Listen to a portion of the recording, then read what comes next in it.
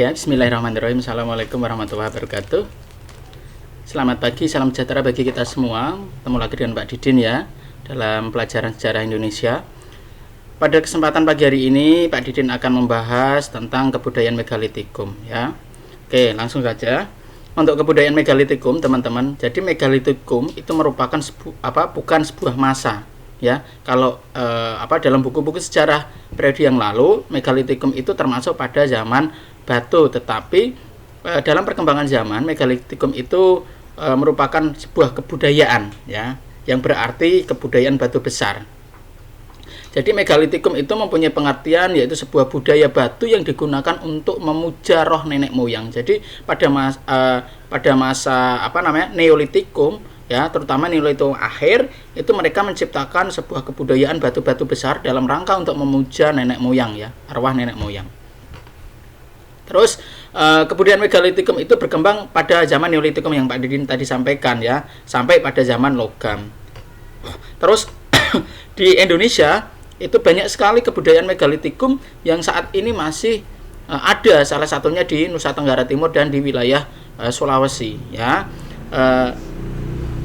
Bukti dari kebudayaan megalitikum terutama yang ada di Indonesia, salah satunya ada menhir ya, ada dolmen, ada waruga, sarkofagus, kubur batu, punden perunda, dan arca batu.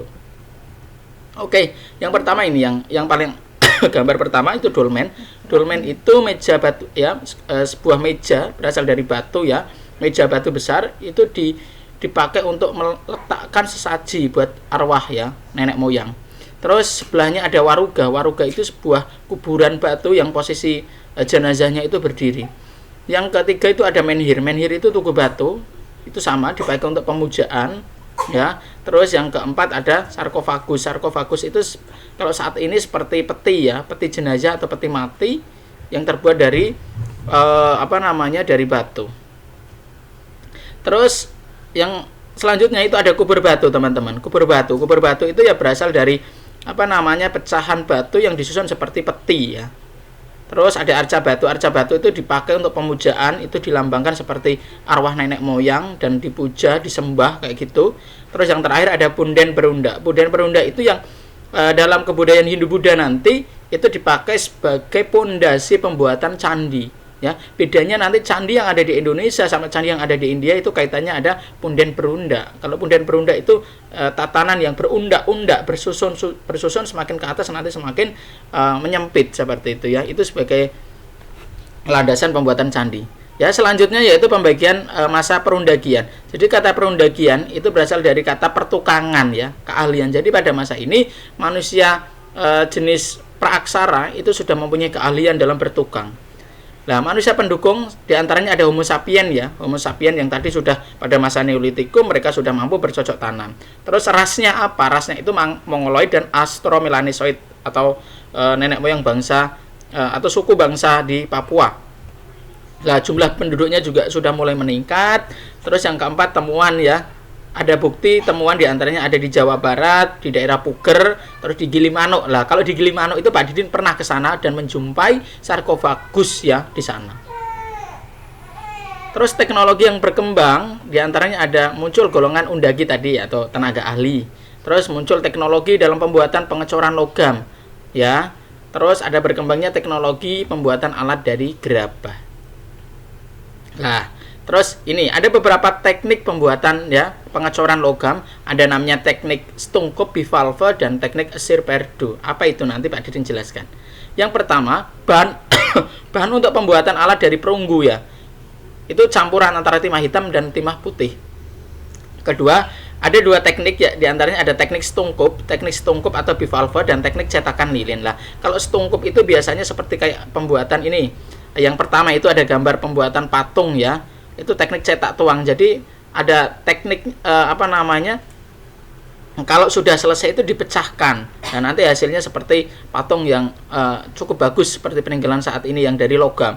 Kalau teknik bivalve itu ya model Stunkup tadi yang Pak Didin sampaikan. Jadi kayak ada dua cetakan atas bawah terus ditungkupkan jadi satu, kalau nanti mau membuka berarti tinggal dilepas saja.